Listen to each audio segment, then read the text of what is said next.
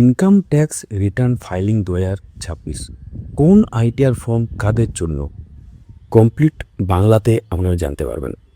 নমস্কার, আপনারা দেখছেন আপডেট মাস্টার। যারা ফেসবুক থেকে দেখছেন আমাদেরকে ফলো করুন, যারা ইউটিউবে থেকে দেখছেন আমাদেরকে সাবস্ক্রাইব করে রাখুন। ইনকাম ট্যাক্স রিটার্ন বা আইডিআর জমা দেওয়ার নির্ধারিত সময় দ্রুত শেষের দিকে এগোচ্ছে। অনেকে এখনও বুঝতে পারছেন না যে কোন আইটিআর ফর্ম ব্যবহার করুন, আইটিআর 1 নাকি 2 নাকি 3 নাকি 4 5 6 7। ফুল আইটিআর রিটার্ন ফাইল করা কিন্তু একদমই উচিত নয়। আজকের ভিডিওতে আমরা আলোচনা করব আইটিআর কি, কোন ফর্ম কার জন্য, কোন আয় থাকলে কোন আইটিআর বেছে নেবেন, গুরুত্বপূর্ণ ডেডলাইন, ফাইল করার আগে কী কী দেখে নেবেন এবং সাধারণ মানুষের সবথেকে বেশি হওয়া ভুলগুলো কী কী। তাই ভিডিওটি শেষ পর্যন্ত দেখতে থাকুন। ভিডিওটি লাইক করুন, দেখার পর শেয়ার করে দেবেন। আইটিআর কি তাহলে? ইনকাম ট্যাক্স রিটার্ন বা আইটিআর হলো একটি সরকারি নথি যেখানে একজন করদাতা গত আর্থিক বছরে কত টাকা আয় করেছেন, কত টাকা কাটা হয়েছে, কত কর বাকি আছে বা কত রিফান্ড পাওয়ার কথা, সেই সময় তথ্য ইনকাম ট্যাক্স ডিপার্টমেন্টের কাছে জমা দেন। অনেকেই ভাবেন আমার তো ট্যাক্স কাটে না, তাহলে আইটিআর দেবো কেন? আসলে আইটিআর শুধু ট্যাক্স দেওয়ার জন্য নয়। আইটিআর প্রয়োজন হতে পারে ব্যাংক লোন নেওয়ার সময়, ভিসা অ্যাপ্লিকেশনের সময়, বড় আর্থিক লেনদেনের ক্ষেত্রে, ইনকাম প্রুফ হিসাবে, রিফান্ড পাওয়ার জন্য। তাই যোগ্য হলে অবশ্যই আইটিআর ফাইল করা উচিত। এবার আসি আইটিআর 1, যাকে বলা হয় সহজ। এটি সবথেকে বেশি ব্যবহার করেন স্যালারি এমপ্লয়ি এবং পেনশনাররা। আইটিআর 1 ব্যবহার করতে পারবেন যদি আপনি রেসিডেন্ট ইন্ডিভিজুয়াল হন, স্যালারি বা পেনশন থেকে আয় থাকে, একটি মাত্র হাউস প্রপার্টি থাকে, সেভিংস ইন্টারেস্ট, এফডি ইন্টারেস্টের মতো আদার সোর্সেস ইনকাম থাকে, মোট বার্ষিক আয় 50 লক্ষ পর্যন্ত হয়। এছাড়াও নির্দিষ্ট সীমার মধ্যে লং টার্ম ক্যাপিটাল গেন থাকলেও আইটিআর 1 ব্যবহার করা যেতে পারে। কিন্তু আইটিআর 1 ব্যবহার করতে পারবেন না যদি বিজনেস ইনকাম থাকে, ফ্রিল্যান্সিং করেন, একাধিক হাউস প্রপার্টি থাকে, ফরেন অ্যাসেট থাকে, ডাইরেক্টর হন, আনলিস্টেড শেয়ার থাকে। তো এবার আসি আমরা আইটিআর 2 প্রসঙ্গে। তো আইটিআর 2 তাহলে কাদের জন্য বা কোন কোন ব্যক্তিদের জন্য এই ফর্ম? যাদের বিজনেস ইনকাম নেই কিন্তু অন্যান্য জটিল ইনকাম রয়েছে, যেমন একাধিক house property, capital gain, foreign asset, foreign income, agriculture income নির্দিষ্ট সীমার বেশি, পার্টনার ইন ফার্ম বা বিজনেস ইনকাম ছাড়া, এইসব ক্ষেত্রে আইটিআর 2 ব্যবহার করতে হবে। এবার আমরা আসি আইটিআর 3 এর প্রসঙ্গে। কারা কারা আইটিআর 3 ব্যবহার করবেন? যদি আপনার বিজনেস বা প্রফেশনাল ইনকাম থাকে, উদাহরণ এক্ষেত্রে দোকান, ব্যবসা, freelancing, consultant, doctor, lawyer, CA, YouTuber, content creator, influencer, coaching centre, অর্থাৎ ব্যবসা বা পেশাগত আয় থাকলে সাধারণত আইটিআর 3 প্রযোজ্য হয় এখানে। তো এবার আমরা চলে আসি আইটিআর 4, যাকে বলা হয় সুগম। এই ফর্ম প্রিসাম্পটিং ট্যাক্সেশন স্কিমের জন্য, অর্থাৎ সহজভাবে বললে সেকশন 44 এডি, সেকশন 44 এডিএ, সেকশন 44 এই, যারা ছোট ব্যবসায়ী বা নির্দিষ্ট প্রফেশনাল এবং প্রিজাম্পটিভ স্কিম বেছে নিয়েছেন তারা আইটিআর 4 ব্যবহার করতে পারেন। তবে সব বিজনেসের জন্য আইটিআর 4 নয়, শর্ত পূরণ করলেই এই ফর্ম কিন্তু ব্যবহার করা যাবে। এবার আসি আইটিআর 5। এই ফর্ম ইন্ডিভিজুয়ালদের জন্য নয়। এটি তাহলে কাদের জন্য ব্যবহার করা হয়? LLP, partnership firm, associate of person, body of individuals, cooperative society ইত্যাদির ক্ষেত্রে।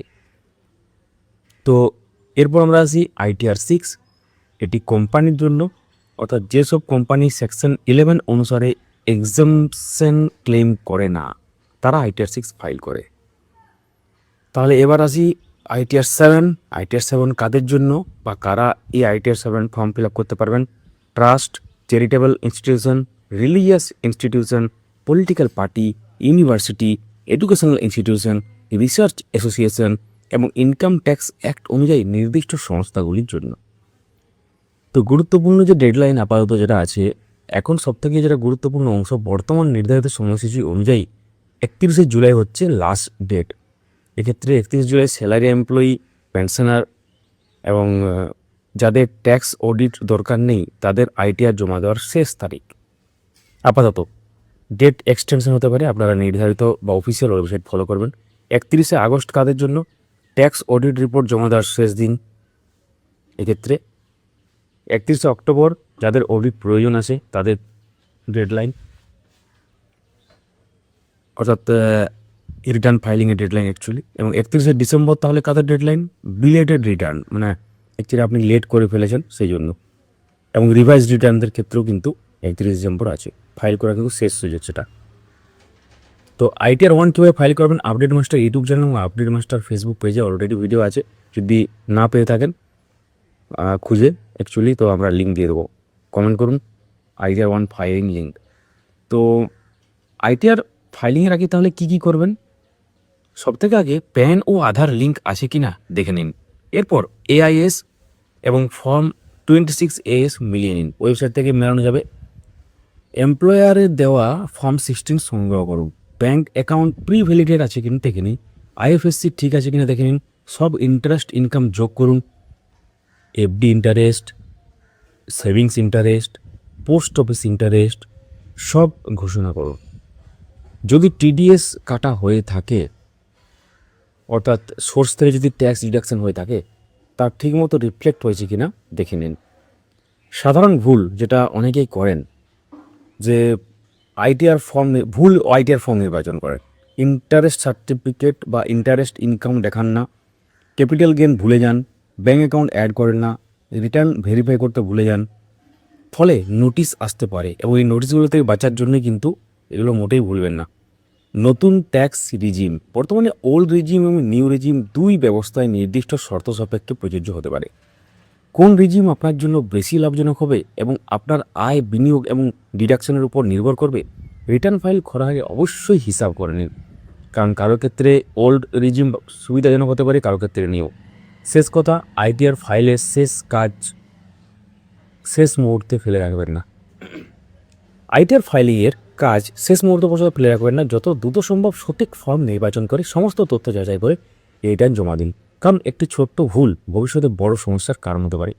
তো এই ভিডিওটি শুধুমাত্র শিক্ষামূলক এবং তথ্যভিত্তিক। ব্যক্তিগত ইনকাম ট্যাক্স প্ল্যানিং বা রিটার্ন ফাইলিংয়ের ক্ষেত্রে প্রয়োজনে একজন চার্টার্ড অ্যাকাউন্ট্যান্ট বা ট্যাক্স কনসালটেন্টের পরামর্শ নিন। তো ভিডিওটি যদি আপনার ভালো লেগে থাকে বা উপকারে আসে, অবশ্যই লাইক করুন, সবার সাথে শেয়ার করুন, আপডেট মাস্টার চ্যানেলটিকে সাবস্ক্রাইব করুন, পাশে থাকা বেল আইকন প্রেস করে অল করুন, হাইপ অপশনটিকে কাজে লাগান। যারা ফেসবুক থেকে দেখছেন আমাদের এই পেজটিকে ফলো করে রাখুন।